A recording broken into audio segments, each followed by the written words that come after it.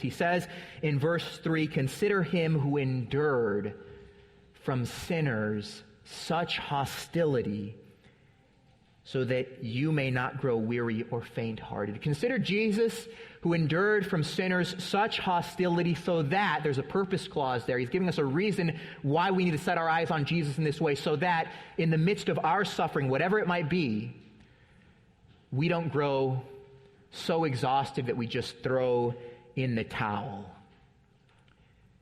He's focusing on Jesus. Jesus is the ultimate martyr, if you will, the one who, even though he had never done anything wrong, experienced hostility from sinners to the point of death, crucifixion. He was murdered. The reality is, all of us at one point in our lives will experience hostility. Hostility from other people. Now, it might be because of your faith in Jesus. You might experience hostility from others because of your choosing to follow Christ. When people are hostile toward us, when they're against us, you know what the last thing we want to do is, typically? Endure it. Like, who wants to endure hostility? If somebody's being hostile toward you, what do we typically want to do? Like, we want to get back at them. Like, I want to make sure that they feel the pain that they've caused to me. We want to respond. There's something that just feels unjust about enduring hostility. That's weak. You know, the fires of justice and retribution, they burn inside of us. We want other people to hurt who have caused us hurt. That's the easy way. And naturally, that's always how we're going to be. Normally, if somebody's hostile to you, the reaction, just the sort of gut reaction is, I need to get back at that person. And yet that's not what Christ calls us to. That's not what Jesus calls us to. That's not what these Christians were called to as they were reminded to consider the one who endured such hostility from sinners.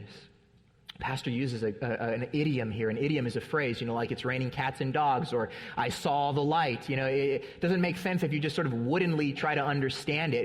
It vividly communicates something to us. And here, if you were to translate what he says here just sort of in a wooden way, he's saying to these Christians, don't grow discouraged in your souls.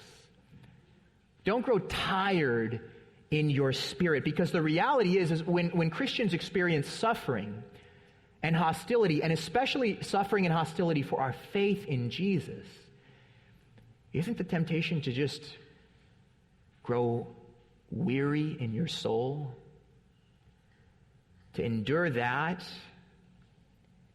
it's a deep discouragement that all of us can feel when we endure any kind of suffering, but especially hostility from others. And the pastor says that the antidote to that, people are hostile to you, you know what the solution is? It isn't getting back at them.